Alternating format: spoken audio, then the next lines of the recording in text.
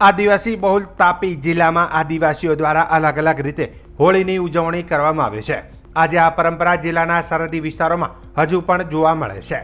આ વિસ્તારમાં પોતાના ખેતરોમાં પકવેલા અનાજ શાકભાજીને પ્રજ્વલિત હોળીને ભોગ આપી આદિવાસીઓ બજારમાં વેચે છે, તો કેટલાક આદિવાસી પુરુષો સતત 5 દિવસ સુધી ઢોલ અને ડીજેના તાલે નાચતે ગાજતે ગામે ગામ ફરી બ્રહ્મચર્ય પાળીને હોળીનો ફાગ ઉઘરાવી ગામ આવીને ગામના પાદરે ઉઘરાવેલ ફાગમાંથી પાંચમના દિવસે આખા ગામનો ભંડારો કરી હોળી ઉજવે છે।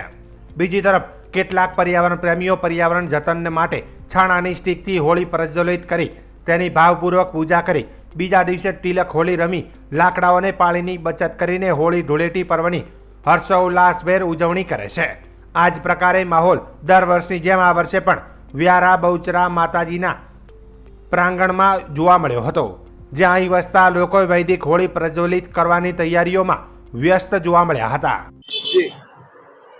મારું નામ કેતનભાઈ શાહ,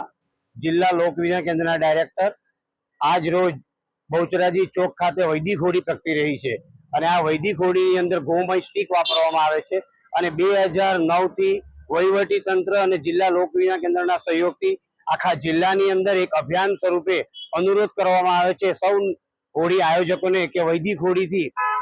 ગાયના છાણમાંથી ગૌમય સ્ટીક બનાવવામાં આવે અને એ ગૌમય સ્ટીકના વપરાશથી પર્યાવરણ બચાવી શકાય, ઓક્સિજન પ્રાપ્ત થઈ શકે, કાર્બન ડાયોક્સાઇડ ઘટાડી શકાય, લાકડાઓ જંગલોમાંથી લાકડાઓ ન કપાય અને જંગલ અને વૃક્ષોને બચાવી શકાય, કુદરતી સમતોલા જાળવી શકાય, પર્યાવરણ બચાવી શકાય અને ઓક્સિજનનો વ્યાપ વધી શકે। આમ પ્રદૂષણ બચાવવા માટે અને ખાસ તો